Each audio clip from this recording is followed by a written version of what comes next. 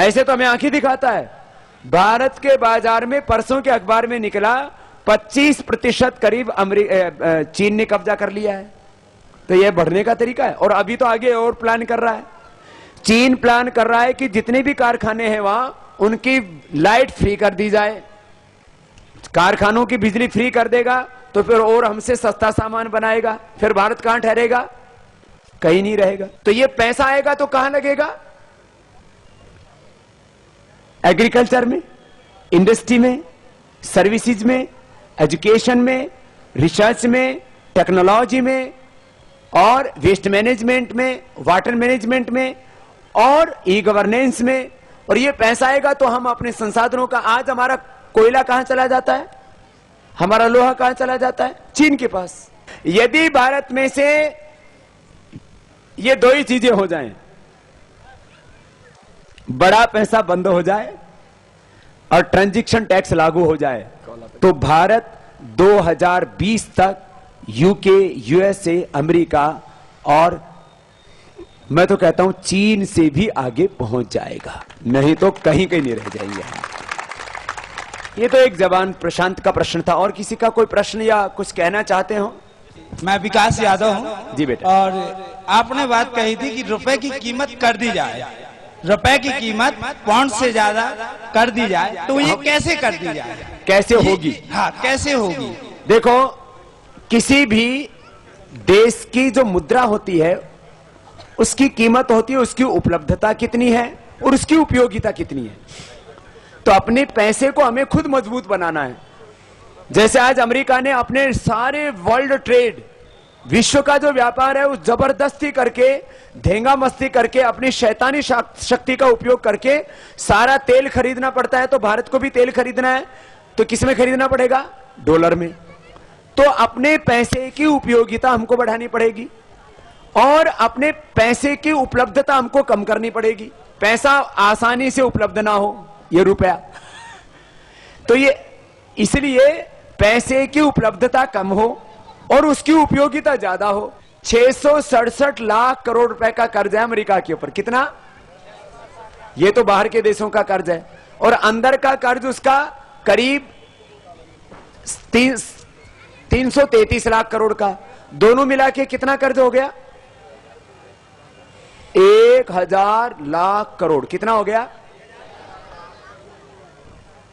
America ने oil export करने वाले देशों का पैसा, अमीर देशों का पैसा सब अपने यहां मंगा लिया और ले करके क्या बना दिए? महल बना दिए, रिसर्च इंस्टीट्यूट बना दिए, यूनिवर्सिटी बना दी, पेंटागन बना दिया, स्पेस सेंटर बना दिया। सारा कर्जदार। तो अमेरिका से जिस दिन ये लोग अपना कर्जा वापस ले लेंगे तो अमेरिका तो मिट्टी में मिल जाएगा। इसलिए जरूरत इस बात की है, काले धन की अर्थव्यवस्था को भारत खत्म करना शुरू करेगा तो पूरी दुनिया की अर्थव्यवस्था में परिवर्तन आएगा। और अर्थव्यवस्था का बड़ा केंद्र, टैक्सेशन खत्म कर दो। अमेरिका में तो 50% टैक्स है। कौन? और वहां कमाने के बाद, सुन लो जरा, कमाने के, एक तो हो गया कमाते समय टैक्स। अमेरिका में कितना % है? पहले तो काला धन वापस ले लो। एक काम तो ये करना पड़ेगा, अमेरिका से मजबूत बनना है ना। एक तो काला धन वापस ले लो और दूसरा टैक्स हमने खत्म कर दिया। तो अमेरिका में, अमेरिका की क्या हालत होगी इन्वेस्टमेंट की? वहां टैक्स कितना है? करीब 50%। कितना है? 50%। और मरने के बाद आधा गवर्नमेंट रख लेती है। मरने के बाद गवर्नमेंट कितना रख लेती है? और जापान में तो 70% रख लेती है। उसको बोलते हैं स्टेट टैक्स। उसको क्या बोलते हैं? तो ये सारे पैसे अब कोई अमेरिका में इन्वेस्ट नहीं करेगा। सारे पैसे कहां जाएंगे? जब भारत में टैक्स ही नहीं होगा तो सब लोग पैसा कहां लाएंगे? बोलो। एक तो अपना काला धन आ गया, कितना? 400 लाख करोड़। बाकी दुनिया का पैसा आ गया तो अमेरिका तो मिट्टी में मिल जाएगा। इसलिए रुपए की कीमत बढ़ानी है तो अपने को काला धन खत्म करना पड़ेगा। टैक्सेशन सिस्टम खत्म कर दिया तो रुपए की कीमत डॉलर और पाउंड से ज्यादा हो जाएगी। ओम स्वामी जी। जी बेटा। मैं फतेहपुर से आया हूँ, मेरा नाम आदित्य मिश्रा है। जी बेटा। स्वामी जी, मैं बीटेक स्टूडेंट हूँ और उत्तर प्रदेश में 30,000 स्टूडेंट हर साल पास आउट होकर निकलता है। बीटेक। हाँ। उसमें से महज 4 से 5 हजार स्टूडेंट को ही रोजगार मिल पाता है कंपनियों में। और बाकी क्या करते हैं? 20 से 25 हजार स्टूडेंट बेरोजगार घूमता है। बीटेक वालों को तो चलिए कुछ काम भी मिल जाता है, BA, BSc, BCom, MBA student तो ऐसे ही घूम रहे हैं। हमें रोजगार चाहिए। आपका ये जो आक्रोश है ना, ये पूरे युवाओं में है, हम देश में घूम रहे हैं। लेकिन ये है कि आपकी यही स्ट्रेंथ, अभी ये सिर्फ स्वामी जी के सामने नहीं, अभी इलेक्शन आएंगे और वो उस वक्त जात पात धर्म की भाषा होगी तो यूथ ने बोलना चाहिए उठ के, हमें ये नहीं चाहिए, हमें स्वामी जी की बात चाहिए। ये बोलने का जब तक आप धैर्य नहीं रखेंगे, आप बूढ़े नहीं हो। आज हमारे देश पे जो राज कर रहे हैं वो सब लोग 60 साल के ऊपर के हैं, जिनकी जिंदगी खत्म हो गई है। आपकी जिंदगी अभी चालू हुई है। सिर्फ जलने से कुछ नहीं होगा, उसके ऊपर रोटी सीखना भी सीखो। आप यूथ एक जगह आ जाइए, खड़ा हो जाइए, आंदोलन में भाग लीजिए, 1 साल इसके साथ दीजिए, ये होगा। अब और ये रोजगार तो है ही नहीं, तो भारत स्वाभिमान का आंदोलन चलाओ, काम हो ही जाएंगे। फिर रोजगार इतने मिलेंगे कि विदेशी भी आके अपनी यहाँ नौकरी करेंगे। मैंने बोला था ना, अंग्रेज आकर खेत हमारे हों और हल जोतने वाला बाहर का हो, इतना रोजगार दे देंगे हम। रोजगार तब होगा, पैसा घूमेगा। बाबा जी, देश की बहुत बड़ी समस्या है। हम सारा काला धन अगर लेकर के भी आ जाएंगे, भारत में आ गया, उस धन को हम संभालेंगे कैसे? प्रश्न इस बात का है। काला धन आ गया तो उसको किस में लगाना है? इंडस्ट्री में। किस में लगाना है? एग्रीकल्चर में। किस में लगाना है? वाटर मैनेजमेंट में। किस में लगाना है? वेस्ट मैनेजमेंट, कचरा प्रबंधन। प्लास्टिक से ऑयल बनाओ, जितनी भी प्लास्टिक है सब गल के तेल बन जाता है, सारा देश स्वच्छ हो जाएगा। जितना भी पानी समुद्र में जाता है, एक बूंद भी पानी हमारा समुद्र में ना जाए। जितना हिंदुस्तान के अंदर पानी बरसता है उसका ठीक से उपयोग हो तो भारत को बाढ़ और सूखे से बचाया जा सकता है और हिंदुस्तान में इतना अनाज पैदा कर सकते हैं कि अफ्रीका के लोगों की भी भूख का समाधान कर सकते हैं। तो पैसे को कहां लगाना? पैसे को लगाना water management, rain water harvesting. पैसे को कहां लगाना? एग्रीकल्चर में, ज्यादा उत्पादन बढ़े, कम लागत लगे, फिर जो पैदा करते हैं वो वेस्ट ना हो।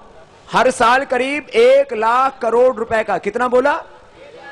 1 लाख करोड़ रुपए के साग सब्जियां फल अन्न सड़ जाते हैं। फिर एग्रीकल्चर में लगाओ, इंडस्ट्री में लगाओ, इंडस्ट्री में चीजें लगेंगी तो हमें इंडस्ट्रियल प्रोडक्ट सस्ते मिलेंगे। एग्रीकल्चर में पैसा लगेगा तो खाने पीने की चीजें सस्ती और अच्छी मिलेंगी, ज्यादा मिलेंगी। और सर्विसेज में ऐसे रिसर्च सेंटर बनाओ, स्कूल, कॉलेज, यूनिवर्सिटी, और इतनी ज्यादा हमारे यहां संभावना है। देखो आज अमेरिका में पैसा लगाने के लिए जगह नहीं बची है। रोड बन गए, स्कूल बन गए, कॉलेज बन गई, यूनिवर्सिटी बन गई, उसको बोलते हैं विकसित देश। और हमारे देश क्या है? विकासशील देश। तो पैसे को हमें सही जगह लगाना है। पैसा ला करके हम दारू पीने लग गए, बीड़ी पीने लग गए, सिगरेट पीने लग गए, झगड़े करने लग गए तो ये गलत हो जाएगा। मेरा नाम धीरज है, मैं महोबा का निवासी हूँ। निवास से देखा जाए तो महोबा की जो स्थिति है वो बहुत गंभीर है। प्रश्न ये है कि जैसे गुजरात में दारू नहीं बिकती, एक प्रॉपर्टी उधर लिखा नहीं मिलेगा कहीं कि दारू नहीं मिलती, तो यहाँ मिलती है। हाँ, यहाँ लिखी हुई मिलती है। ये यूपी में या कहीं भी चले जाओ तो उधर दारू हर चीज मिलेगी लिखी हुई, इधर ठंडी बियर या कुछ भी चीज लिखी मिलेगी। यदि बीड़ी, सिगरेट, शराब, तंबाकू, दारू, नशे बंद हो जाए तो हमारी आमदनी आधी बढ़ सकती है। बात सुनो, हमारे घर का आधा पैसा गरीबों का किस में जाता है? दारू, बीड़ी, सिगरेट, गुटखा। हमारे नशे बंद हो जाएं तो घर की आमदनी बढ़ जाएगी। दारू बेचने वाले थोड़ी से लोग हैं, उनके पास पैसा बढ़ जाता है, और पीने वाले करोड़ों लोग हैं। तो एक दारू बेचने वाला और पीने वाले करोड़, तो करोड़ आदमी जब गरीब होते हैं तो एक आदमी अमीर होता है। तो ये इसको बोलते हैं विषमता। बाबा जी, पूरे जिले की युवाओं की तरफ से आपको प्रणाम करते हुए कहना चाहता हूँ। क्या नाम बेटा आपका? देवेंद्र अवस्थी नाम है मेरा। एक प्रश्न रखना चाहता हूँ। हमारे यहाँ ये एलोवेरा इस क्षेत्र में विशेष तौर पे होता है, तो इनका यदि कोई कुटीर उद्योग किया जा सके तो मुझे लगता है कि आपके आने का एक स्थायी प्रभाव हो। एलोवेरा हम बड़ी मात्रा में बाहर से मंगवाते हैं। तो यहां से एलोवेरा कितना मंगवाया जा सकता है, क्योंकि हमारी रिक्वायरमेंट अभी तो करीब 20 टन पर डे की है, हो सकता है भविष्य में करीब ये 50 से 100 टन भी हो सकती है। तो इस बारे में हम जरूर कार्य योजना बनाने की कोशिश करेंगे कि जिसमें कि हम एलोवेरा यहाँ के बिल्कुल जो बंजर खेत हैं, बिल्कुल जहाँ एक दाना भी नहीं होता, वहां बो करके उससे कुछ आमदनी पैदा कर सकें, इस बारे में हम जरूर सोचेंगे। बाबा जी प्रणाम। मेरा नाम योगराज सिंह है। मैं आपसे ये पूछना चाहता हूँ कि जितने ये श्रोतागण बैठे हैं उनमें से ये बताइए कितने श्रोतागण सच बोलते हैं? बेटा आप इसके पीछे आपका मकसद बताओ, इसके पीछे कुछ कहना चाहता है? मेरे पीछे इसका मकसद ये है, अगर सब कोई सच बोलने लगेगा तो पूरी दुनिया सुधर जाएगी। देखो ये अच्छी बात है कि सच बोलो और सच्चाई के रास्ते पर चलो, सच बोलो और सच्चाई के, ऑनेस्टी के रास्ते पर चलो। क्या नाम बेटा आपका? बाबा जी मेरा नाम योगराज। योगराज। तो बेटा आप जरूर, आपकी बात का मुझे लगता है इन पर असर होगा और आप भी इसी रास्ते पर चल रहे हो, आगे इसी रास्ते पर चलना। इस बेटे के लिए एक बार जोरदार तालियां। सर्वप्रथम मैं आपके चरणों में अपना सर रखना चाहूंगा। जी बेटा। मेरा नाम कौशल प्रताप सिंह है। हाँ। मेरे पिता का नाम श्री प्रीतम सिंह है। जी बेटा। मैं क्वेश्चन रखने से पहले एक उदाहरण देना चाहूंगा। बोलो बोलो। कि मैं मानता हूं कि दुनिया में अकेला व्यक्ति कुछ नहीं कर सकता। जी बेटा। लेकिन पहल हमेशा एक करता है, पहल हमेशा एक ही ठीक बात है। तो जैसे एक नल होता है, तो जब हम नल को चलाते हैं तो सबसे पहले एक बूंद गिरती है। तो इस आंदोलन की शुरुआत करके आपने उस नल को चलाया है, उस नल की जो पानी की बूंद है वो हम हैं। तो आजकल के जो युवाओं में जो अपने निश्चित गोल को नहीं समझ पा रहे हैं, वो जो निश्चित उनका टारगेट क्या है उसको हम नहीं समझ पा रहे हैं कि हमें क्या करना है क्या नहीं करना है। और इंडिया में कम से कम 50% लोग बेरोजगार हैं, उन्हें अपने लक्ष्य का नहीं पता है कि हम क्या करेंगे तब देश का विकास होगा, क्या ना करेंगे जिससे मतलब देश के नुकसान होगा या हानि होगी। तो देखो कितनी समझदारी की बात कर रहा है छोटा सा बेटा, सुनो तो जरा। हाँ, तो मैं ये इसमें कहना चाहूंगा कि आज के इस भरी महफिल में आप युवाओं को कुछ अपने लक्ष्य के संबंधित कुछ बातें समझाएं, बस यही मेरे कुछ। बेटे ने बात कही, बाबा हमारे पास बहुत शक्ति है, इतनी स्ट्रेंथ है। दुनिया का सबसे यंग कंट्री कौन है? भारत। इन युवाओं को 2-3 बातें कहूंगा। एक बात याद रखो, भगवान ने बिना किसी पक्षपात के हमको सबको equal brain, equal strength, equal power दी है, किसी भी जाति किसी भी मजहब के हों।